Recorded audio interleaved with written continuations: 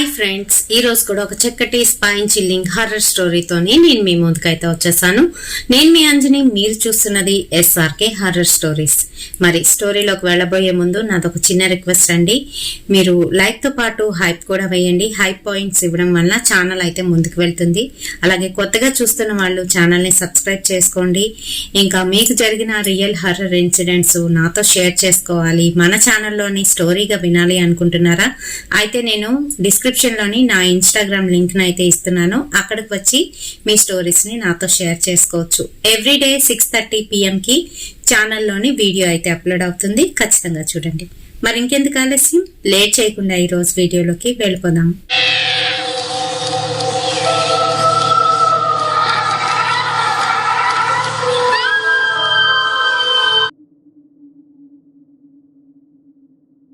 ఈ రోజు కూడా ఒక చక్కటి రియల్ ఇన్సిడెంట్ అయితే విందామండి. ఇది కూడా ఏంటంటే లేట్ 90s లో జరిగిన ఇన్సిడెంటే. ఆ టైంలోని ఏంటో కొన్ని విషయాలు వింటూ ఉంటే అప్పుడు వాళ్ళు చాలా తేడా అండి. ఏంటంటే అమ్మాయి మెచ్యూర్ అయిన తర్వాత ఎవరింటికి అయితే పంపించేవారు కాదు.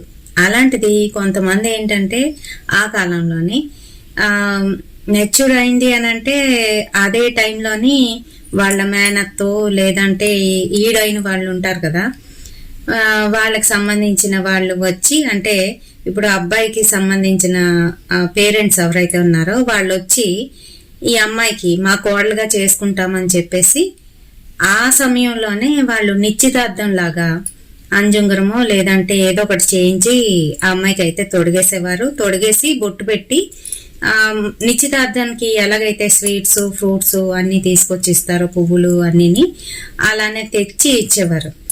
సో అలా ఇవ్వగానే ఇంకేంటంటే వాళ్ళు ముందుగానే అనుకున్నట్టు ఆ తర్వాత ఆ అమ్మాయికి కొంత వయసు వచ్చిన తర్వాత, అబ్బాయి బాగా సెటిల్ అయిన తర్వాత వాళ్ళిద్దరికి పెళ్లి అయితే చేసేవారు. ఒక్కొక్కసారి ఏంటంటే అబ్బాయిలు సెటిల్ అవ్వకపోయినా కూడా ఒక ఈడుకు వచ్చిన తర్వాత పెళ్లి అయితే చేసేసేవారు. మరి అలానే దగ్గర సంబంధాలు చాలా ఎక్కువ అయితే జరిగేవి ఆ సమయంలోని. సో ఇది మన తెలుగు రాష్ట్రాల్లోనే జరిగిందండి. అయితే ఆ అమ్మాయి పేరు ఇలా అండి. ఆ అమ్మాయి వాళ్ళ అమ్మ నాన్న ఏంటనంటే అమ్మాయి కదా, ఏదైనా కూడాను మైనస్ అనుకునే మనుషులు అనమాట. అప్పుడులో అలాగే ఉండేవారు. అబ్బాయిలు అయితే ఒకలాగా, అమ్మాయిలను అయితే ఇంకొకలాగా చూస్తూ ఉండేవారు. అయితే ఈ లీలా వాళ్ళ పేరెంట్స్ కూడా అంతే. వాళ్ళ మేనత్త, సొంత మేనత్త, వాళ్ళ నాన్నగారు వాళ్ళ సిస్టర్ అనమాట, ఆయనకన్నా పెద్దదయ్యే అక్క. అయితే ఆవిడ రాజేశ్వరి. ఆవిడ ఏంటంటే లీలా అందంగా ఉంటుంది, ఇంకా అలాగే వీళ్ళకి ఆస్తులు కూడా ఉన్నాయన్నమాట. ఎటుపోయి ఒకే కూతురు, ఇద్దరు కొడుకులు ఉన్నప్పటికీ కూడాను ఒక్కతే కూతురు కాబట్టి బాగా పెట్టుమతులు అవి ఉంటాయి అని చెప్పేసి చేసుకుంటే మంచిదే అని ప్లాన్ వేసి వాళ్ళు ఏంటంటే ఈ అమ్మాయి మెచ్యూర్ ఫంక్షన్ కి వచ్చి ఆ టైంలోనైతే సంబంధం కుదుర్చేసుకున్నారు. అలానే నేను ఇందాకలు చెప్పాను కదా, ఆ విషయంగాను వాళ్ళకి ఏవో ఇచ్చారు, అయిపోయింది. వాళ్ళు ఇచ్చుకోవడం పుచ్చుకోవడం అయితే జరిగింది. ఆ సంవత్సరం ఆ అమ్మాయి చదువుకుంటుంది, ఇంకాను 7th క్లాస్ 8th క్లాస్ చదువుతుంది లీలా. ఆ సమయంలోనే ఏంటంటే సమ్మర్ హాలిడేస్ అయితే వచ్చాయి. సమ్మర్ హాలిడేస్ వస్తే ఏం చేసేవారు అని అంటే అత్తగారి ఇంటికి పంపించేవారు. పని నేర్చుకో, మీ అత్త నేర్పిస్తుంది, అక్కడ ఏ విధంగా వండాలి ఏంటి అనే దాని గురించి నేర్పిస్తారు, చెప్తారు అని చెప్పేసి పంపించుకుండేవారు కొంతమంది. అయితే వీళ్ళు అలాగే ఈ రాజేశ్వరి కూతుర్ని పంపించు, అన్ని నేర్పిస్తాను నా కోడలికి, మరి రేపు పొద్దున నా తర్వాత అదే కదా ఇంటికి వచ్చి వండేది, నేను వండిన వంటకాలన్నీ కూడాను ఎలా వండాలి ఏంటి వీళ్ళకి ఇష్టం అనేది కూడా నేర్పిస్తాను అని అంటే, ఇతను ఏం చేశాడో ఆ అమ్మాయికి సెలవులు ఇవ్వగానే వాళ్ళ ఇంటికి అయితే పంపించారు. వాళ్ళ అమ్మ వద్దని కూడా చెప్తుందంట, ఇంకా వయసుకు వచ్చిన పిల్ల కదా ఈ సమయంలో పంపించడం ఏంటి, అక్కడే అబ్బాయి కూడా ఉంటాడు కదా అంటే, దాందేముంది, పిల్లలు మటుకు పిల్లలు ఉంటారు, వాళ్ళైనా వేరేగా ఉంటారు కదా, మా అక్క చూసుకుంటుందిలా అన్ని అని చెప్పేసి ఈ అమ్మాయిని అయితే పంపించారు లీలని. అయితే ఆ అమ్మాయి అక్కడికైతే వెళ్ళింది. వీళ్ళూరు నుంచి ఒక 5-6 ఊరుల దూరంలోని వాళ్ళ ఊరు అయితే ఉంటుంది. ఏదో ఒక 2 బస్సులు అయితే ఉన్నాయి, ఆ బస్ మీదే వెళ్ళారు. వెళ్ళి వాళ్ళ అమ్మ దేబెట్టేసి అయితే వచ్చేసింది. వచ్చేసిన తర్వాత ఆవిడ మొదటి రోజు నుంచే అమ్మాయికి ఇలా చెయ్యాలి అలా చెయ్యాలి అలా ఉండాలి ఇలా ఉండాలి అని చెప్పేసి అన్ని నేర్పిస్తోంది. ఇంట్లో వంట అది కూడా నేర్పిస్తుంది. ఈలోగా చేసుకోబోయేవాడు ఉంటాడు కదా, అటు ఇటు వెళ్ళడం, తన్ని చూడడం, నవ్వడం, పలకరిస్తే బాగుండు అనుకోవడం, అవన్నీ కూడా అవుతున్నాయి. మధ్యలోని వాళ్ళ అత్త అయితే వస్తుంది, ఇక్కడ ఉండొద్దు వెళ్ళిపో అంటూ తనకైతే పనులు అయితే చెప్తుంది అనమాట. మరి అలానే ఉంటుంది. అయితే అలాగే ఇంకా మెల్లగా లీల అయితే నేర్చుకుంటుంది. ఒక 2 రోజులు అయితే అయ్యింది. చుట్టుపక్కల ఉన్న వాళ్ళకి కూడాను చూపిస్తారు, ఇగో మా అమ్మాయి కోడలుగా తెచ్చుకుంటాము అని చెప్పేసి గొప్పగానైతే చెప్పుకుండేవారు. అలానే ఆ అమ్మాయిని తీసుకువెళ్ళి చుట్టుపక్కల ఉన్న వాళ్ళందరికీ కూడా పరిచయం చేసింది. దగ్గర వాళ్ళ ఇంటి వెనకాతల ఎవరో ఉన్నారంట, వాళ్ళకి కూడా ఒక్కతే కూతురు. అమ్మాయితోనైతే స్నేహం కుదిరింది. అంటే లీలా వయసు అమ్మాయి అన్నమాట. వాళ్ళిద్దరూ చక్కగా మాట్లాడుకోవడం, పెరట్లోకి వచ్చి ఆ అమ్మాయితో మాట్లాడడం, అదంతా కూడా బానే ఉండేది. అయితే లీలా మహేశ్వరితోని ఫ్రెండ్షిప్ అయితే చేస్తుంది. ఇద్దరు బాగా క్లోజ్ అయితే అయ్యారు. ఒకే ఏజ్ వాళ్ళు కదా, అలా క్లోజ్ అయితే అయ్యేవారు. ఖాళీ ఉండేటప్పుడు లీలా వాళ్ళ ఇంటికి అయితే మహేశ్వరి వచ్చేది. చక్కగా ఇద్దరు ఆడుకుండేవారు. మళ్ళీ వాళ్ళ ఇంటికి కూడా వెళ్లేది, ఎందుకనంటే వెనకాతల లైనే. అదే వీళ్ళ అత్త పంపించేది అనమాట, వెళ్ళి ఆడుకుని రా అని చెప్పేసి. అయితే ఇలా ఒక 3-4 రోజులు అయితే గడిచిపోయింది. 5వ రోజు మరి కొత్తగా మెచ్యూర్ అయిన పిల్లలు ఎలా అంటే 15 రోజులకో లేదంటే 20 రోజులకో అయిపోతూ ఉంటారు. అలానే ఇంకా సమయం రాకముందే లీలా ఏమో ఇంట్లోకి రాకూడదు. వాళ్ళ అత్తతోనైతే చెప్తుందనమాట, అత్త ఇలాగా అంటే నువ్వు అక్కడే ఉండు అని చెప్పేసి ఆ అమ్మాయికి అన్ని ఇచ్చేసి స్నానం చేసుకొని రమ్మని, స్నానం చేసుకొని వచ్చిన తర్వాత అమ్మాయికి అన్ని ఇచ్చేసి, ఇదిగో నువ్వు ఎక్కడ పడుకోవాలి అని అంటే అని చెప్పేసి ఒక హాల్లోని ఓ మూలన అక్కడ దిండు వేసుకొని పడుకో, తెల్లవారి పూట మటుకు అదంతా ఎత్తేసి ఓ పక్కన అయితే పెట్టేసి, వంటగదిలోకి రాకు, అటుపక్క నుంచి వీధి గుమ్మంలో నుంచి వెనకాతల పెరట్లోకి అయితే వెళ్ళు, అక్కడే గచ్చది ఉంటుందన్నమాట, అక్కడే భోజనం అది పెట్టేస్తాను తినేసాయి. దేవుడి గది ఉంది కదా వంటగదిలోనే, అందుకే వంటగదిలోకి రాకు, లోపల నువ్వు మిగతా రూమ్స్ లోనైతే తిరగొచ్చు, ఏవి ముట్టుకోవద్దు అని ఏవేవో చెప్పిందంట ఆవిడ. మరి అలానే ఉంటుంది, ఎవరింట్లోనైనా కూడాను అప్పట్లో అలానే చేసేవారు, అసలు ఏవి కూడా ముట్టుకొని ఇచ్చేవారు కాదు. అయితే ఈ అమ్మాయి అలానే వెనకాతలైతే కాసేపు సాయంత్రం ఉంది. ఈలోగా వాళ్ళ పెరట్లోనే కదా, అవతల సైడే కదా ఈ మహేశ్వరి వాళ్ళ ఇల్లు. వాళ్ళ ఇంట్లో నుంచి గట్టి గట్టిగా కేకలు వినిపిస్తున్నాయి, గొడవ అయితే వినిపించిందంట. తర్వాత గట్టిగా మహేశ్వరి ఏడుస్తున్నట్టుగానైతే వినిపిస్తుంది, అమ్మ అమ్మ అంటూ గట్టిగా ఏడుస్తున్నట్టు వినిపించేసరికి ఏమైంది అని చెప్పేసి ఇలాగా చూస్తుంది ఇటుపక్క నుంచి. ఈ లోపు మహేశ్వరి ఏడ్చుకుంటూ అందరిని పిలుస్తుంది, అందరూ రండి రండి, మా అమ్మని చంపేసి మా నాన్న వెళ్ళిపోయాడు అని చెప్పేసి. వాడేం చేశాడు, తాగేసి వచ్చాడు, ఈవిడ్ని డబ్బులు అడిగితే ఇవ్వనందంట, అందుకని ఆ కోపంతో నరికేసి వెళ్ళిపోయాడు. ఆవిడ ఇంకా ప్రాణంతో కొట్టుమిట్లు ఆడుతుంది. ఇంకా అందరూ వచ్చారు, ఇరుగు పొరుగు వాళ్ళందరూ కూడాను. అలాగే ఈ లీలా వాళ్ళ అత్త కూడాను గబగబా అయితే వెళ్ళింది.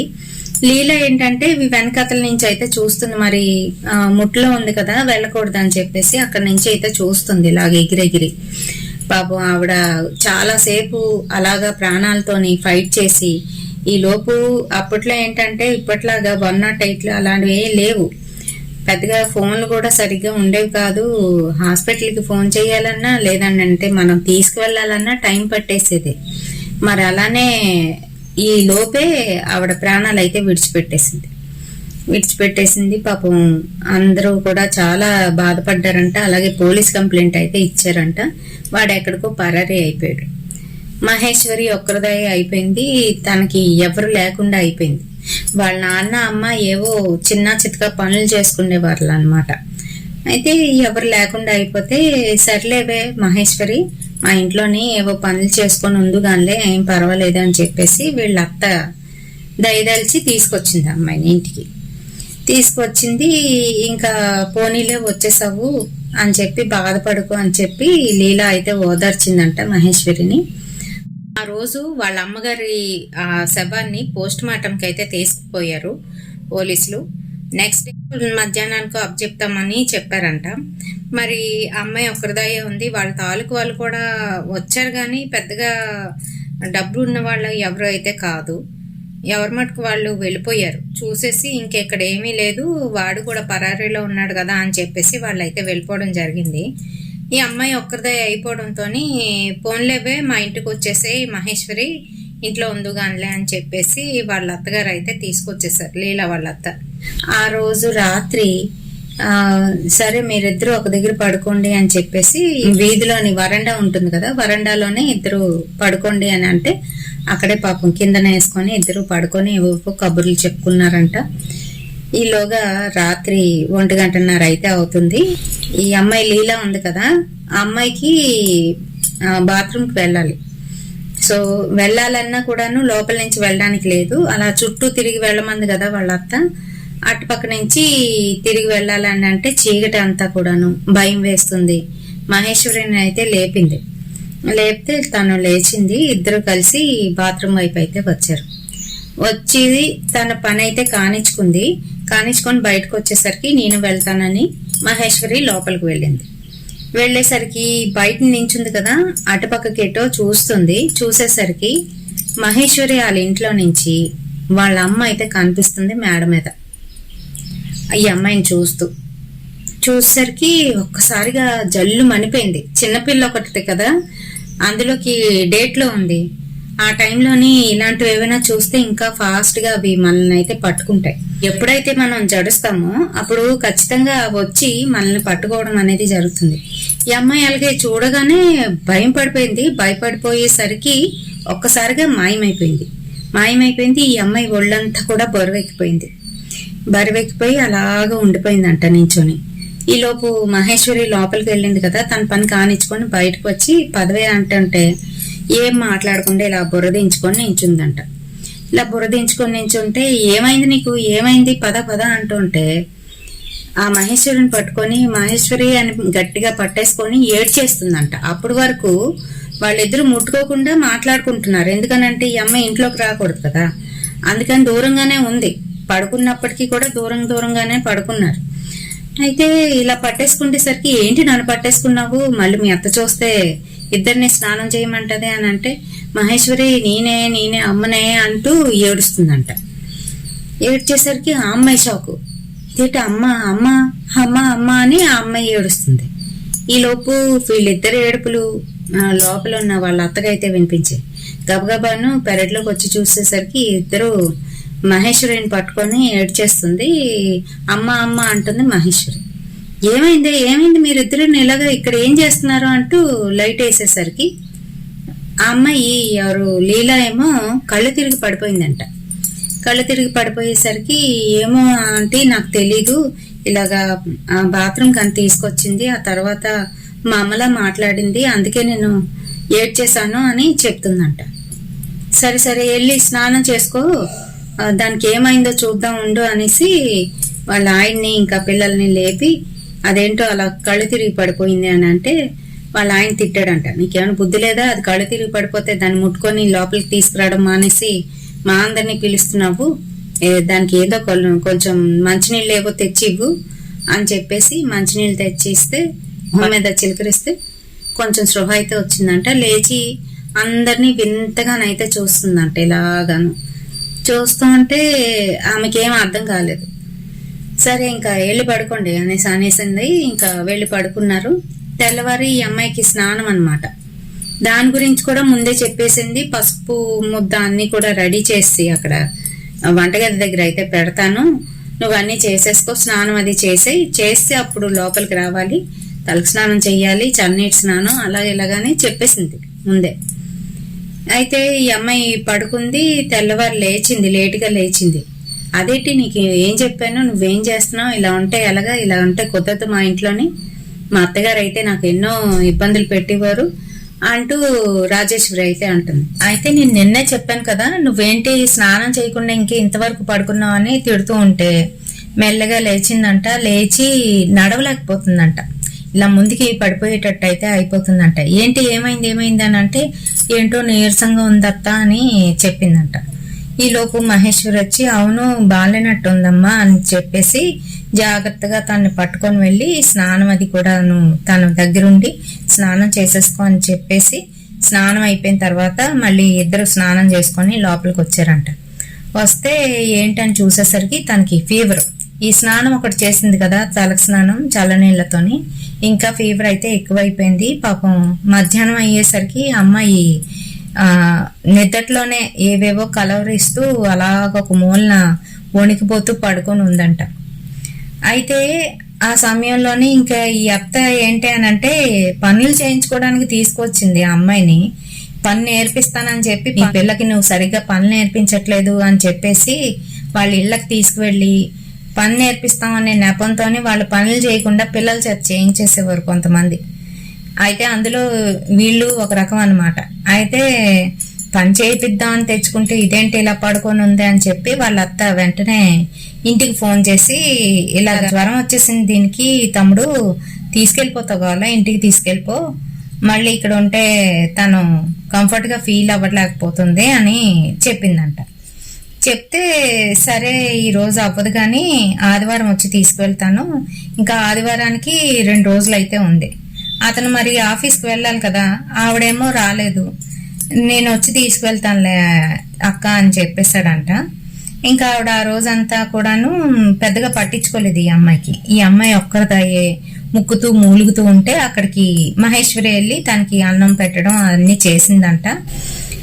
తను మహేశ్వరి వచ్చినప్పుడేమో బాగుంటుందంట, అమ్మ బాగున్నావా నిన్ను వదిలేసి వెళ్ళిపోయానే అంటూ ఏడుస్తుందంట వాళ్ళ అమ్మ మాట్లాడినట్టుగా. ఈ అమ్మాయికి అర్థం కాలేదు, ఏంటి ఇలా మాట్లాడుతుంది అని అనుకుంది. ఫోన్లో ఇంకా భోజనం తినిపించేసి మళ్ళీ తన దగ్గరే ఉండి మాట్లాడుతూ కూర్చొని ఉందంట. అయితే ఆ రోజు రాత్రి మళ్ళీ ఇద్దరు ఒకరి దగ్గరే అయితే పడుకుంటే లెగిసిపోయి మధ్యరాత్రిలోని జుత్తంతా కూడా విరబూసుకొని ముందుకి ఇలాగా పడిపోయి ఏడుస్తూ కూర్చుందంట, మూలుగుతూ ఏడుస్తూ కూర్చుందంట. ఏడుస్తూ కూర్చుంటే ఈ లోపు ఆ అమ్మాయి ఉంది కదా మహేశ్వరి, అమ్మాయి ఏమో ఈ ఏడుపు విని టక్కుమని లేచి కూర్చుందంట. అంతే మళ్ళీ ఆ అమ్మాయిని పట్టుకొని గట్టిగా ఏడుస్తుందంట. మహేశ్వరి ఎంత పని అయిపోయింది, మహేశ్వరి నిన్ను వదిలేసి వెళ్ళిపోయానే అంటూ ఏడుస్తుందంట. బాగోగులు ఎవరు చూస్తారే అని ఏడుస్తుందంట. ఏడుస్తూ ఉంటే ఈ లోపు ఇంట్లో వాళ్ళందరూ లేచారు. ఏమైందని వెళ్ళి చూసేసరికి మళ్ళీ అలానే జుత్తు విరబూసుకొని గట్టిగా ఏడుస్తుంది ఆ అమ్మాయిని పట్టుకొని.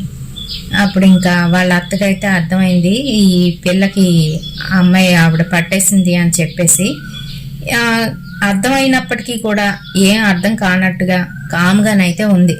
ఎందుకనంటే వాళ్ళ తమ్ముడు కూతురు ఇంటికి తెచ్చింది, ఇలాంటి ఏదైనా జరిగితే మళ్ళీ ఈవిడ్ని అంటారని కామ్గానైతే ఊరుకోబెట్టేసి పడుకో ఏం లేదులే అని చెప్పి పడుకోబెట్టేసి ఇంట్లో వాళ్ళందరినీ ఏం లేదు అది భయపడి ఉంటుంది అందుకే అలాగా మాట్లాడుతుంది అని చెప్పేసి అబద్ధం అయితే చెప్పేసి ఆపేసింది.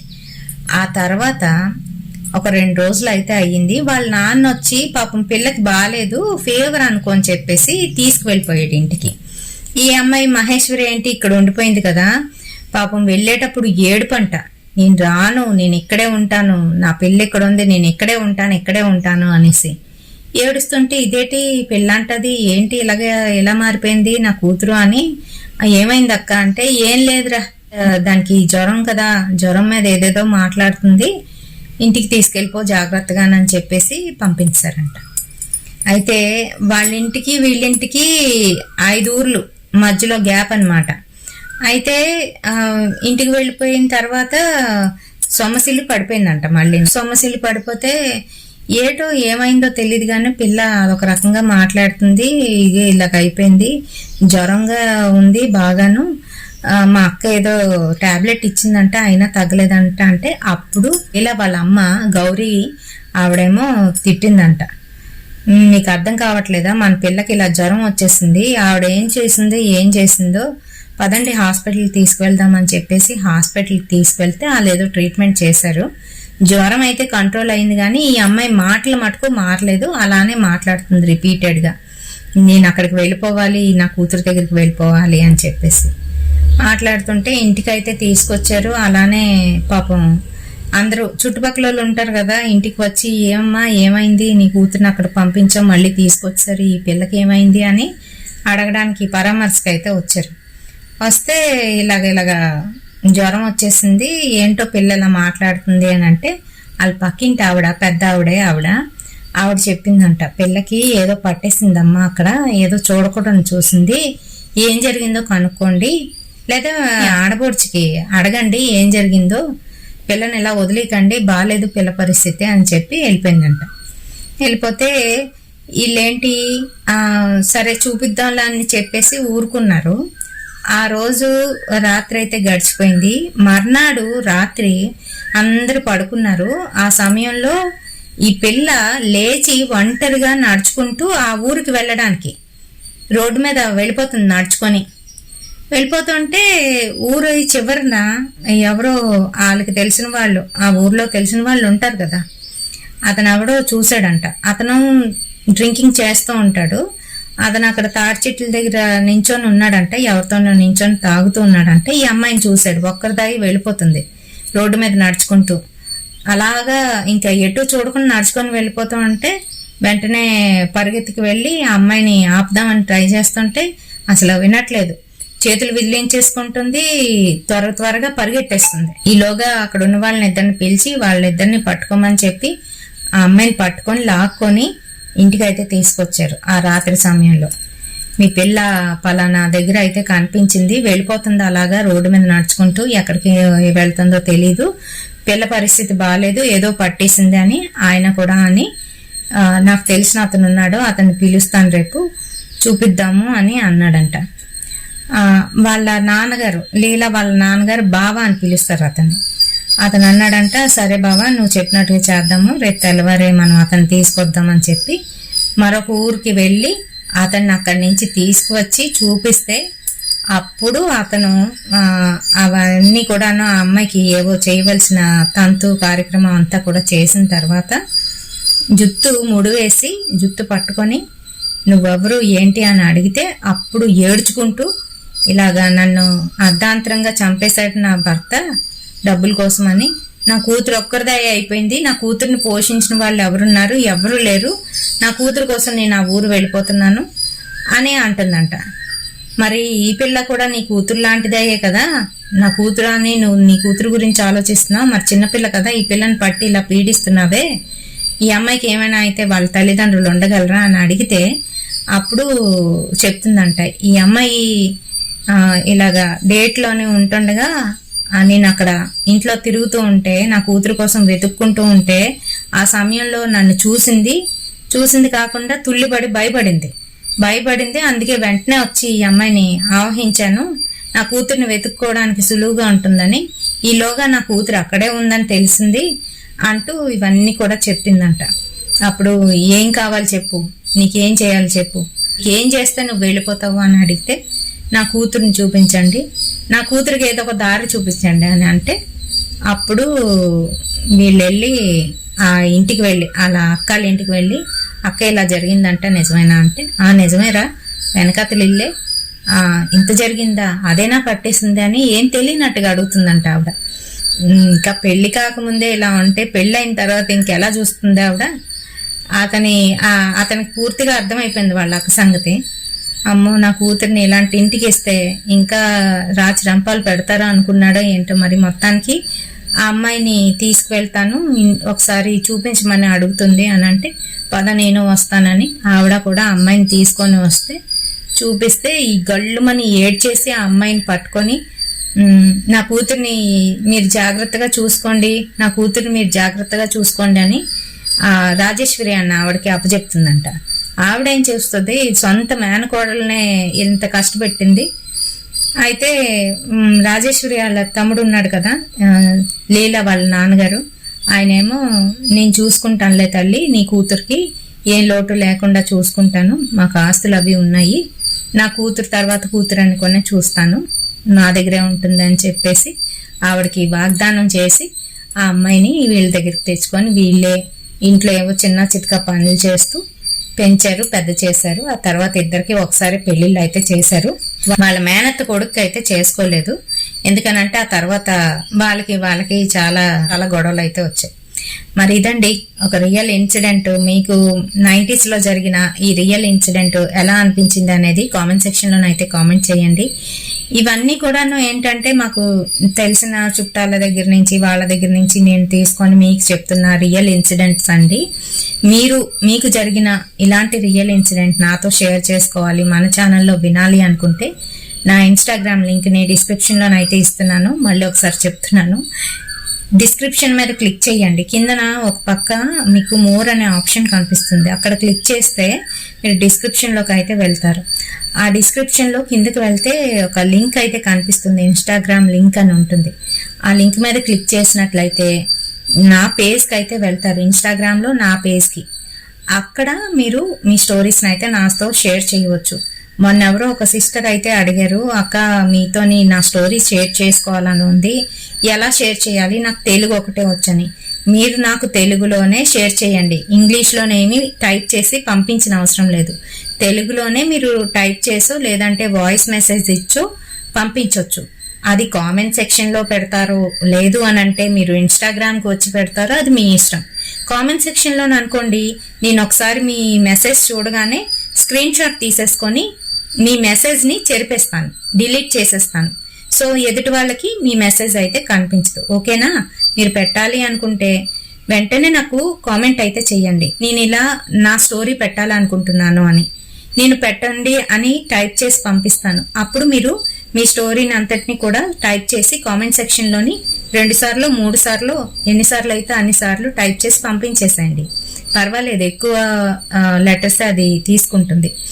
టైప్ చేసి పంపించేస్తున్నప్పుడు నేను స్క్రీన్ షాట్ తీసుకొని ఇమీడియట్ గా అవి డిలీట్ అయితే చేసేస్తూ ఉంటాను. ఓకేనా?